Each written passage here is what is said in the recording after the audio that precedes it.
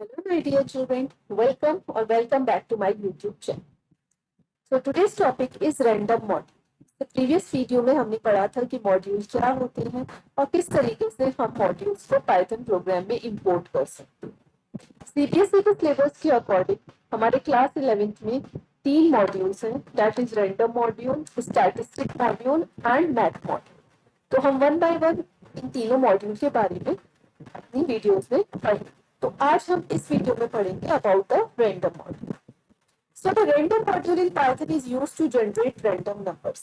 कभी कभी हमें अपने Python प्रोग्राम में हमें अपने सॉफ्टवेयर में ऐसी जरूरत होती है कि हम ये चाहते हैं कि नंबर जो है वो रैंडमली जनरेट हो, मीन्स कोई भी बीच किसी भी नंबर के रेंज के बीच के नंबर जो है वो ऑटोमेटिकली जनरेट होते जाए। तो इसका यूज हम जैसे कि कोई हमें लॉटरी सिस्टम हमें कोई डिजाइन करना है, या आप लोग वेबसाइट्स पे जाते होंगे, वहां पे आप कैप्चा फिल करते होंगे तो हर बार आप देखते होंगे कि अलग तरीके की नंबर्स जो है आपके सामने डिस्प्ले होती है। तो जब हम चाहें कि हमारे पास रैंडम नंबर्स की जरूरत हो और वो नंबर्स जो है वो ऑटोमेटिकली जनरेट होते जाए, तो उस केस में हम रैंडम मॉड्यूल का यूज करते हैं। तो जो सबसे पहला फंक्शन होता है हमारे रैंडम मॉड्यूल का, वो है हमारा रैंडम फंक्शन।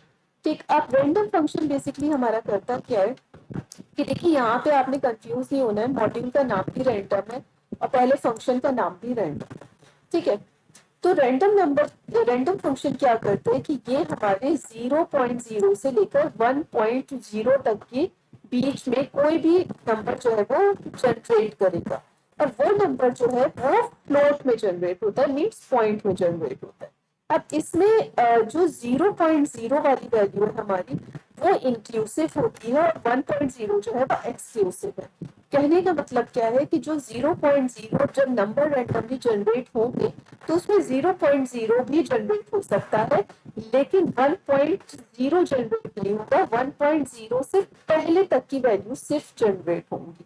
ठीक है, कभी भी हमारे रैंडम जब फंक्शन हम यूज करेंगे तो आउटपुट कभी भी हमारा 1.0 नहीं आएगा, 0.0 आ सकता है, 1.0 से कम ही वैल्यू आएगी। तो अब हम यूज कैसे करते हैं कि हम सबसे पहले लिखते हैं मॉड्यूल का नाम, उसके बाद रैंडम फंक्शन। इस रैंडम फंक्शन के बीच में ब्रैकेट्स में कोई वैल्यू नहीं आती, क्योंकि ये ऑटोमेटिकली हमारा 0.0 से 1.0 के बीच में ही वैल्यूज को जनरेट करेगा। 0.0 इंक्लूडेड है और 1.0 जो है वो एक्सक्लूसिव है। ठीक है, तो अब इसको हम प्रैक्टिकली करके देख लेते हैं। फॉर एग्जाम्पल सबसे पहले हमने क्या करना होगा कि हमको रैंडम मॉड्यूल को इंपोर्ट करना होगा। तो हम लिखेंगे इंपोर्ट रैंडम। के बाद हमें क्या करना है कि रैंडम मॉड्यूल का रैंडम फंक्शन यूज करना है। तो सबसे पहले मॉड्यूल का नाम लिखना होगा और उसके बाद लिखना होगा फंक्शन का नाम। ठीक, फंक्शन है तो हमने ब्रैकेट लगा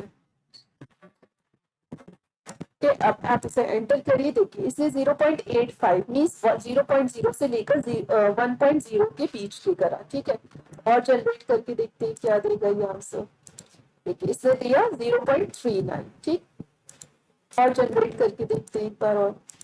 देखिए 0.3940। तो हर बार ये अलग नंबर जनरेट कर रहे हैं, लेकिन जो नंबर जनरेट कर रहे हैं वो इन दो नंबर के बीच के ही कर रहा है। 0.0 आ सकता है लेकिन 1.0 नहीं आएगा। So this is the use of the random function. अब बात आती है कि भाई हमने तो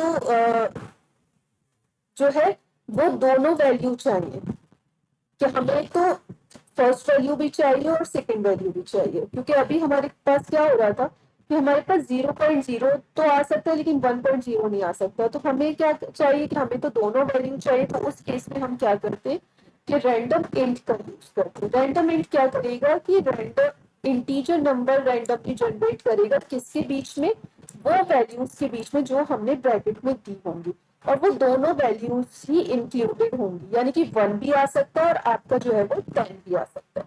तो यहाँ पे हमने देखना है कि देखिए यहाँ पे जो है वो सिर्फ और सिर्फ आपका फ्लोट आएगा आंसर में, लेकिन यहाँ पे अगर आपको इंटीजर में चाहिए तो आपको रैंड इंक्लूड कर सकते हैं।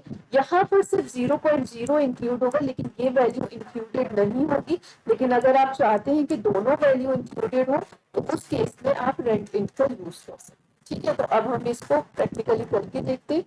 कि हमने क्या किया, इंपोर्ट हुआ हुआ रैंडम फंक्शन। अब रैंडम फंक्शन का हम रैंडम रेंड इन फंक्शन जो है वो इंपोर्ट करते हैं, R A N D rand and I N T int, और इसमें हमें दो वैल्यूज देनी पड़ेगी, एक हमें फॉर एग्जाम्पल स्टार्टिंग वैल्यू देनी होगी और एक हमें एंडिंग वैल्यू देनी होगी। ठीक है, अब हम इसको एंटर करके देखिए, जैसे 1 और 20 के बीच में इसको 16 जनरेट करके देख लिया।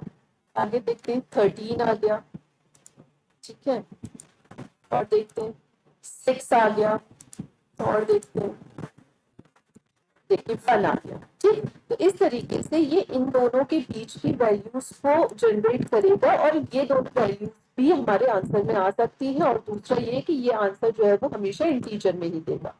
उसके बाद हमारा नेक्स्ट आ जाता है that is the rand range function. Rand range क्या करेगा, ये भी इंटीजर वैल्यू ही देगा ए और बी के बीच में, और स्टेप वैल्यू जो है वो हमारी विद स्टेप वैल्यू, यानी कि अभी इसको हम एक्सप्लेन करेंगे। पहले बस हम ये देख लेते हैं कि इसमें ये वैल्यू तो इंक्लूसिव होती है लेकिन ये एक्सक्लूसिव होती है। मींस अगर मैं ये वाला फंक्शन देखती हूँ तो रैंडम डॉट रेंड रेंज में आप देखो कि आपका आंसर 0 तो आ सकता है लेकिन आपका आंसर 20 कभी नहीं आएगा, और 2 का इंक्रीमेंट होगा। तो अगर हम देखें तो 2 के इंक्रीमेंट से हम चले तो हमारी वैल्यूज आ सकती है 2, 4, 6, 8, ठीक है, (10) है ना, फिर (12), 14, 16 एंड 18। 20 नहीं आएगा क्योंकि 20 इंक्लूडेड नहीं होता है। ठीक है, हमने ये ध्यान रखना है। तो अब यहाँ पर हमारी ये पॉसिबल वैल्यूज है जो हमारी रेंज रेंज फंक्शन को यूज करके आ सकती है। ठीक, अब हम इसको प्रैक्टिकली करके देख लेते हैं।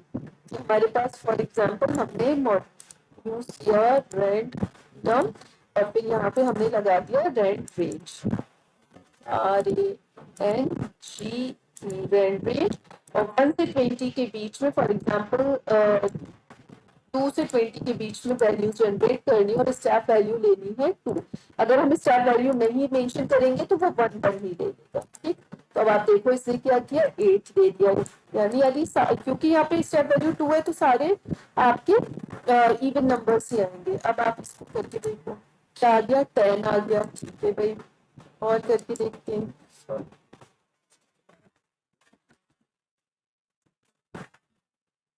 14 आ गया।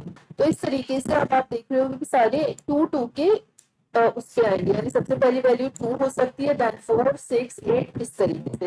आई होप सो ये तीनों फंक्शंस आपको अच्छे से समझ में आ गए होंगे।